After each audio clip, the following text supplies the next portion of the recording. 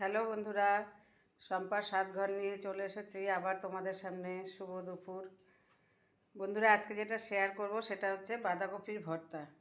বন্ধুরা, তোমরা তো জানোই এখন বাঁধাকপি শেষের দিকে আর সেরকমভাবে ভালোও লাগে না খেতে, কিন্তু এই ভর্তা যদি রান্না করে খাও মুখে লেগে থাকবে। তো বন্ধুরা দেখো কিভাবে ভর্তাটা আমি করি। প্রথমে বাঁধাকপি বড় বড় করে কেটে সেদ্ধ করে নিয়েছি, সঙ্গে নিয়েছি একটা টমেটো সেদ্ধ করে। এবার যেটা আমি করব সেটা দেখাচ্ছি। পেঁয়াজ কুচিয়ে রেখেছি, শুকনো লঙ্কা রেখেছি, আর এখানে রসুন রেখেছি। কড়াই গরম হয়ে গেছে, এবার কড়াইতে তেল দিয়ে দেব।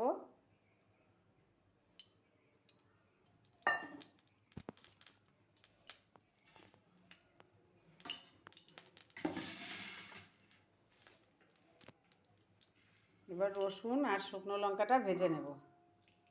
বন্ধুরা সঙ্গে থাকো, দেখতে থাকো শম্পার স্বাদঘর চ্যানেলের রান্না দেখে যদি তোমাদের ভালো মনে হয়, যোগ্য যদি মনে হয়, তাহলে অবশ্যই চ্যানেলটি সাবস্ক্রাইব করবে, লাইক করবে, কমেন্ট করবে, শেয়ার করে অন্যান্যদের দেখার সুযোগ করে দেবে।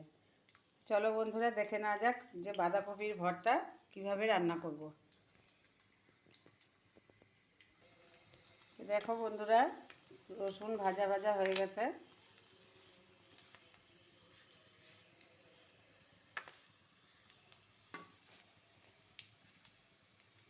এবার শুকনো লঙ্কা ভেজে নেব।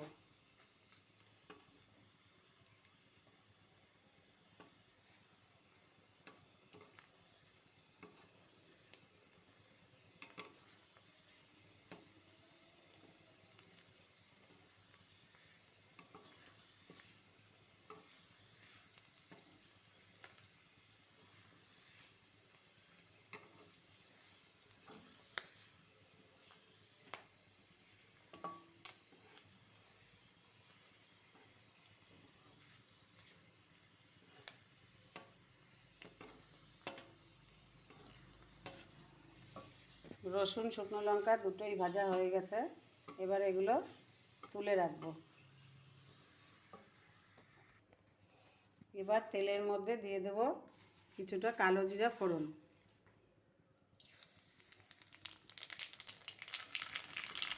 বন্ধুরা জ্বর সর্দির মুখেই খাবারটি খুবই ভালো লাগবে। এবার দিয়ে দেব দুটি মিডিয়াম সাইজের পেঁয়াজ কুচানো।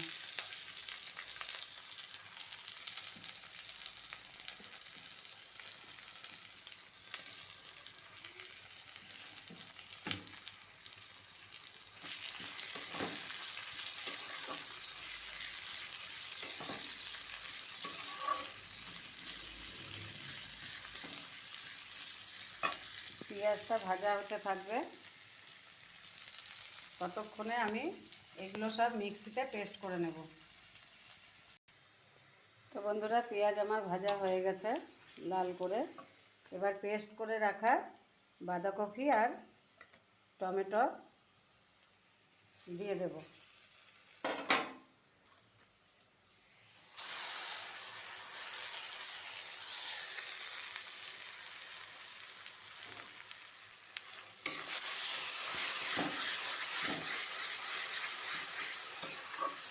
একটু নাড়তে হয় বেশিক্ষণ, যেহেতু বাঁধাকপি জলা জলা, একটু না শুকালে ভালো লাগে না।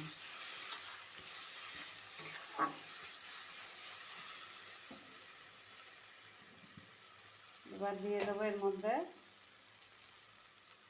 লবণ। অল্পই লবণ দিলাম, কারণ আগে আমি লবণ দিয়ে সেদ্ধ করেছি।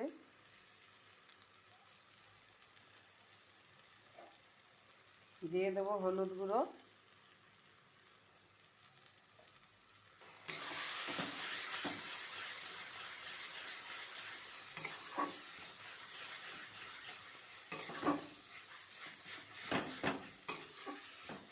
যত নাড়ানো যাবে তত স্বাদ বাড়বে। একদম শুকনো আঠা আঠা হয়ে গেলে খেতে খুব স্বাদ হয়। এবার দিয়ে দেবো সামান্য পরিমাণে চিনি।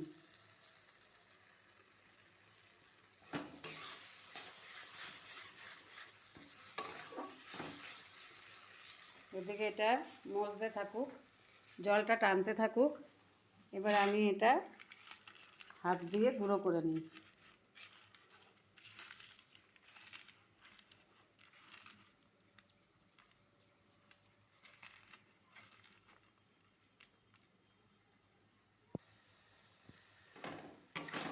দেখো কি সুন্দর আঠা আঠা হয়ে গেছে।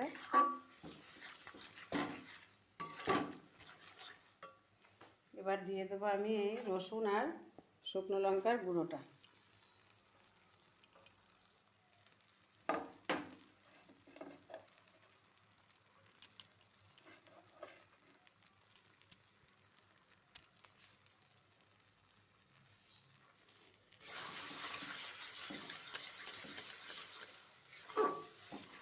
ভালো করে মিশিয়ে নেব।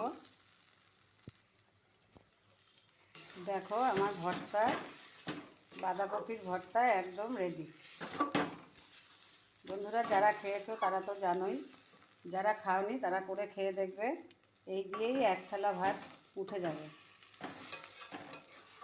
আর কিছুই লাগবে না এর সাথে। একদম দেখো আঠা আঠা হয়ে গেছে আর একদম সুন্দরভাবে সব কিছু মিশে গেছে। এবার উনুন গ্যাস নিভিয়ে নামিয়ে ফেলবো।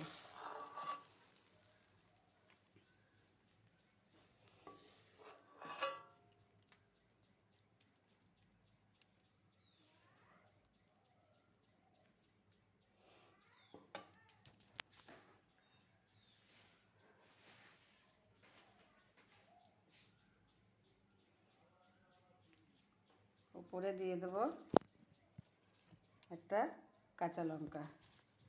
তো বন্ধুরা সঙ্গে থাকো, দেখতে থাকো শম্পার স্বাদঘর চ্যানেল। কেমন লাগে শম্পার স্বাদঘরের চ্যানেলের রান্না কেমন লাগে, যদি তোমাদের ভালো লেগে থাকে চ্যানেলটি সাবস্ক্রাইব করবে, লাইক কমেন্ট করবে, শেয়ার করে অন্যান্যদের দেখার সুযোগ করে দেবে। আজকে তাহলে এই পর্যন্তই, আবার দেখা হয় আগামী দিন।